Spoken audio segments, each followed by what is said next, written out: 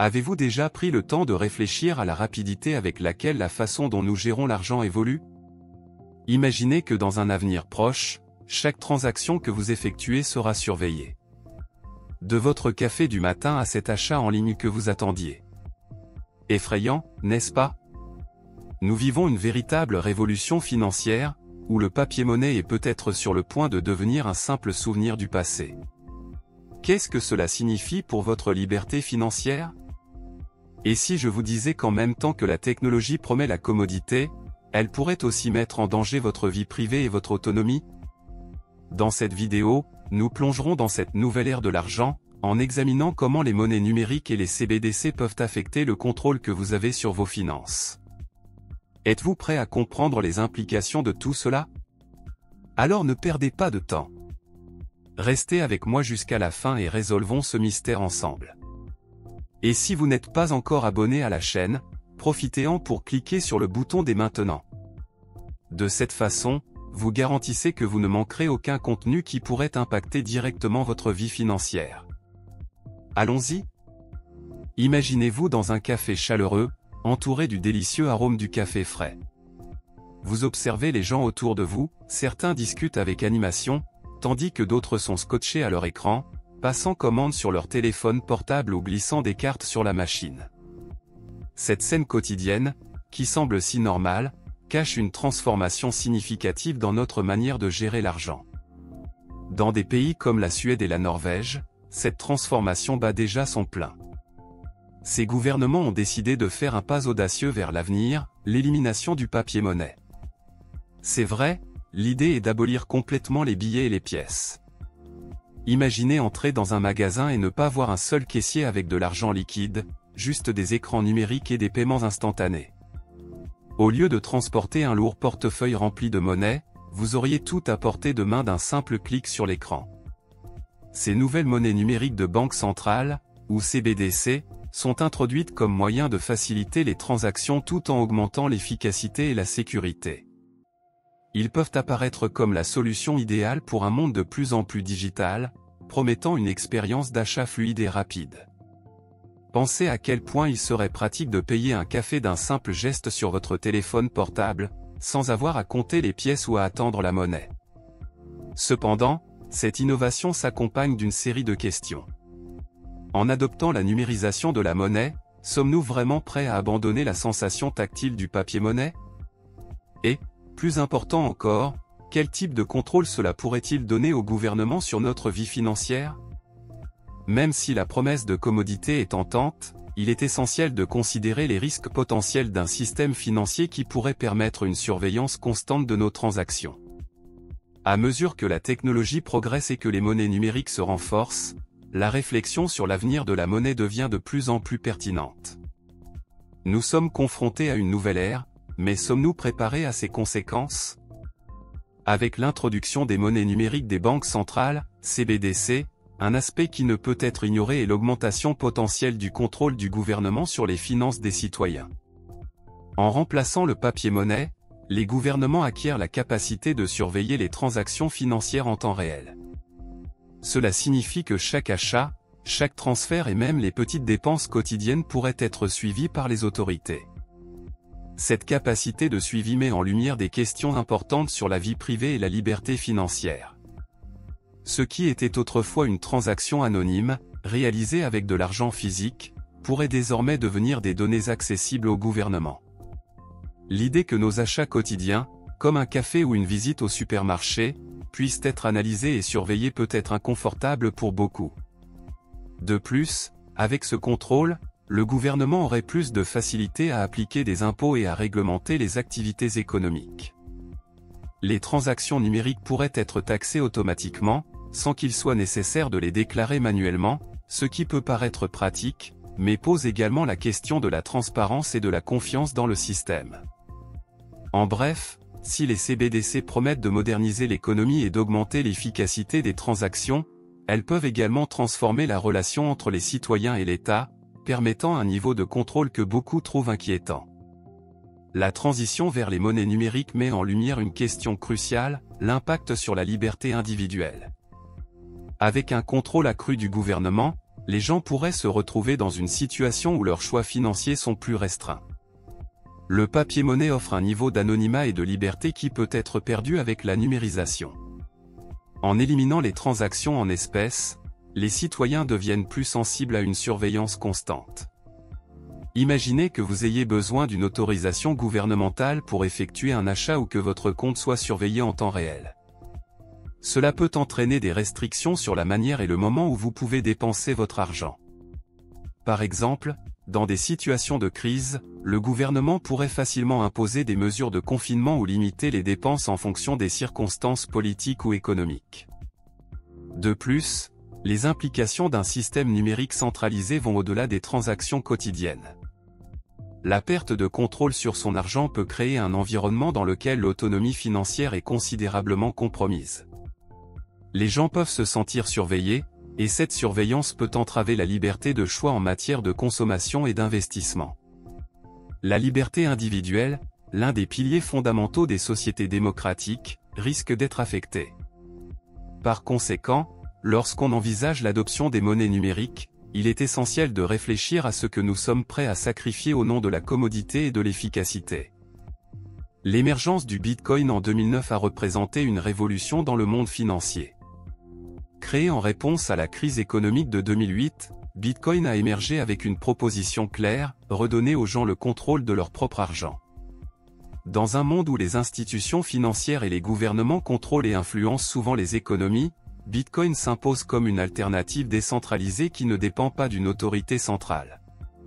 L'idée derrière Bitcoin est simple mais puissante, permettre aux individus de gérer leurs propres actifs, sans intervention extérieure. Chaque transaction est enregistrée sur un réseau public, garantissant transparence et sécurité. Cela signifie que les gens ont la liberté de dépenser, d'envoyer ou d'investir leur argent sans avoir recours à un intermédiaire tel qu'une banque. Bitcoin offre également une couverture contre la dévaluation de la monnaie, un problème courant dans les économies inflationnistes. Au lieu de compter sur les gouvernements qui peuvent imprimer de l'argent sans soutien, les utilisateurs de Bitcoin sont assurés que l'offre est limitée. Cela crée un sentiment de rareté et préserve la valeur au fil du temps. Ainsi, l'héritage de Bitcoin n'est pas seulement technologique, mais aussi philosophique. Il promeut la souveraineté financière et remet en question les normes établies, en proposant un modèle dans lequel les individus sont les véritables propriétaires de leur richesse.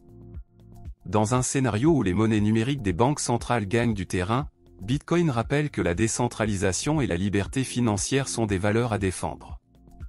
Lorsque nous parlons de Bitcoin et des monnaies numériques des banques centrales, CBDC, nous sommes confrontés à deux approches très différentes de l'argent dans le monde numérique. Bitcoin, comme nous le savons, est une monnaie décentralisée, créée pour fonctionner hors du contrôle des gouvernements et des institutions financières. Cette décentralisation est l'un de ses plus grands atouts, car elle permet aux utilisateurs d'avoir une totale autonomie sur leurs transactions, sans avoir besoin d'intermédiaires. D'un autre côté, les CBDC sont centralisées, ce qui signifie qu'elles sont émises et contrôlées directement par le gouvernement ou la banque centrale. Même si elles peuvent apporter certains avantages en termes d'efficacité et de sécurité, cette centralisation implique un niveau de contrôle que Bitcoin, de par sa nature, ne permet pas. Avec les CBDC, chaque transaction peut être surveillée et les gouvernements peuvent appliquer des règles et des restrictions qui peuvent avoir un impact direct sur la façon dont les citoyens utilisent leur argent. Une autre différence importante est la question de la vie privée. Alors que les transactions Bitcoin sont enregistrées dans un grand livre public et sont pseudonymes, les CBDC peuvent permettre au gouvernement de suivre chaque mouvement financier beaucoup plus directement.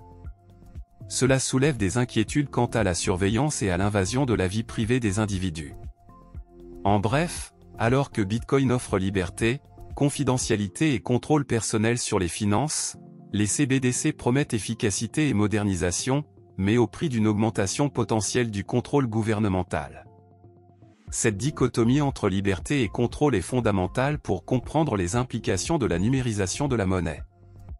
La discussion sur les monnaies numériques des banques centrales, CBDC, n'est pas seulement théorique, plusieurs pays prennent déjà des mesures concrètes pour mettre en œuvre ces monnaies numériques. L'un des exemples les plus avancés est celui de la Chine, qui teste le renminbi numérique, également connu sous le nom de yuan numérique. Ce projet a été largement promu par la Banque populaire de Chine et est déjà utilisé dans plusieurs régions, notamment lors d'événements de grande envergure comme les Jeux olympiques d'hiver de 2022. Outre la Chine, des pays comme les États-Unis et les membres de l'Union européenne explorent leur propre version de monnaie numérique. Le projet de dollar numérique est en cours de développement, tout comme l'euro numérique. Ces pays cherchent des moyens de moderniser leur système financier, d'accroître l'efficacité des transactions et de garantir leur compétitivité sur la scène économique mondiale. Au Brésil, la Banque centrale a également annoncé son intention de lancer un véritable numérique. Le gouvernement promeut l'idée selon laquelle cette nouvelle monnaie numérique apportera des avantages, tels qu'une réduction des coûts de transaction et une plus grande sécurité financière aux citoyens. Cependant, derrière ces promesses, il est essentiel d'analyser les objectifs plus larges et les conséquences possibles de l'adoption d'une monnaie numérique étatique. Ces exemples mondiaux soulignent que la tendance à l'adoption des monnaies numériques n'est pas isolée. À mesure que de plus en plus de pays s'engagent dans cette direction, les implications pour l'économie mondiale, la confidentialité financière et l'autonomie individuelle deviennent de plus en plus importantes. La communauté internationale suit de près le déroulement de ces projets et les leçons qui peuvent en être tirées pour l'avenir de l'argent. À mesure que nous nous dirigeons vers une économie entièrement numérique, les conséquences de cette transition commencent à apparaître plus clairement. L'élimination du papier-monnaie signifierait que toutes les transactions seraient effectuées par voie électronique, ce qui présenterait à la fois des avantages et des défis importants. L'un des impacts les plus directs serait la perte de la confidentialité financière. Avec la traçabilité de chaque transaction, la notion d'anonymat dans les achats quotidiens disparaîtrait. Cela peut susciter des inquiétudes légitimes quant à la manière dont les données personnelles seraient collectées, stockées et utilisées. La peur d'être constamment surveillé peut dissuader les gens d'effectuer des achats qu'ils souhaitent garder confidentiels, créant ainsi un climat de méfiance. En outre, une numérisation complète peut entraîner une dépendance excessive à l'égard des infrastructures technologiques. Des problèmes techniques, tels que des pannes de système ou des cyberattaques, pourraient perturber l'accès aux fonds. Imaginez ne pas pouvoir accéder à votre argent parce que le réseau est en panne ou attaqué. Cela pourrait affecter non seulement les individus, mais aussi les entreprises et les institutions financières, créant ainsi un chaos économique. La numérisation peut également exclure ceux qui n'ont pas accès à la technologie. Dans les communautés les plus vulnérables, où l'inclusion numérique reste un défi, le manque d'accès aux appareils et à Internet peut créer un écart encore plus grand. Ces personnes pourraient être laissées de côté, incapables de participer à une économie de plus en plus basée sur les transactions numériques. Enfin, la concentration du pouvoir entre les mains du gouvernement ou des banques centrales peut avoir des conséquences politiques. La possibilité de réguler et de contrôler les finances des citoyens en temps réel pourrait conduire à une intervention accrue de l'État dans la vie des citoyens, modifiant ainsi la dynamique entre le gouvernement et la population. Au milieu de ces profonds changements dans la manière dont nous gérons l'argent, le rôle de l'éducation financière devient plus crucial que jamais. Alors que l'argent liquide cède la place aux monnaies numériques, il est essentiel que les gens comprennent non seulement comment utiliser ces nouveaux outils, mais également leurs implications. Une éducation financière solide devrait inclure des sujets tels que la sécurité des transactions numériques, la protection contre la fraude et la compréhension du fonctionnement des monnaies numériques. Les gens doivent savoir comment protéger leurs actifs dans un environnement numérique, car la sécurité en ligne constitue une préoccupation croissante.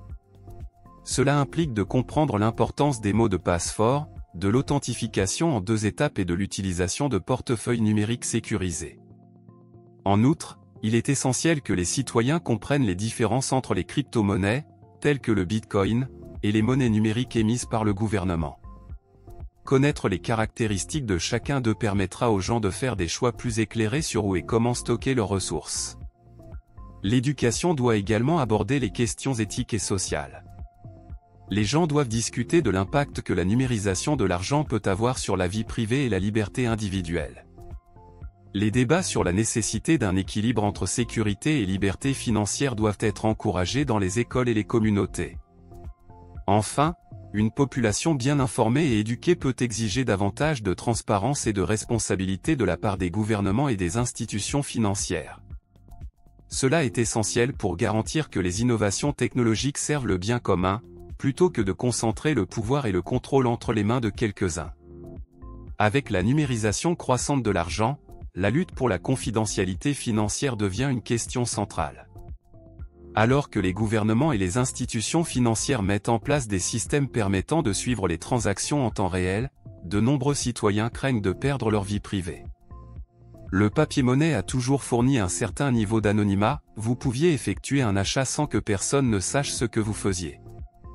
Avec les monnaies numériques, cette confidentialité pourrait disparaître, conduisant à un scénario dans lequel chaque dépense serait surveillée et enregistrée. Cette surveillance peut être utilisée non seulement à des fins fiscales, mais aussi pour contrôler les comportements et restreindre la liberté de choix des citoyens. En réponse à cela, les mouvements en faveur de la protection de la confidentialité financière prennent de l'ampleur. La proposition est de promouvoir des alternatives offrant un meilleur contrôle sur les données personnelles. Le Bitcoin et d'autres crypto-monnaies décentralisées apparaissent comme des options qui, de par leur nature, préservent davantage de confidentialité, permettant des transactions sans avoir besoin d'un intermédiaire pour surveiller chaque mouvement. En outre, la lutte pour la confidentialité financière s'étend à la défense d'une législation qui protège les citoyens contre la collecte excessive de données. Il y a un appel croissant à l'établissement de règles claires sur la manière dont les informations financières peuvent être utilisées, en mettant l'accent sur la transparence et le consentement des utilisateurs. Sensibiliser à l'importance de la confidentialité financière est fondamental pour garantir que la technologie est utilisée de manière éthique. À l'heure où nous nous dirigeons vers un avenir numérique, la protection de la confidentialité financière sera une question centrale qui exigera l'attention des citoyens et des décideurs politiques. L'avenir de la monnaie est une question fascinante, pleine d'incertitudes et d'opportunités. À mesure que la technologie progresse et que les monnaies numériques deviennent plus courantes, nous sommes à l'aube d'une transformation radicale dans la façon dont nous comprenons et utilisons l'argent. Mais qu'est-ce que cela signifie réellement pour nous? La numérisation de l'argent promet une série d'avantages, des transactions plus rapides, une plus grande sécurité et un système financier plus efficace. Toutefois, ces avancées ne vont pas sans difficulté. La centralisation des monnaies numériques pourrait entraîner un contrôle gouvernemental plus strict, ce qui soulève des questions sur la liberté individuelle et la vie privée. Il est donc crucial de trouver un équilibre entre innovation et protection des droits des citoyens.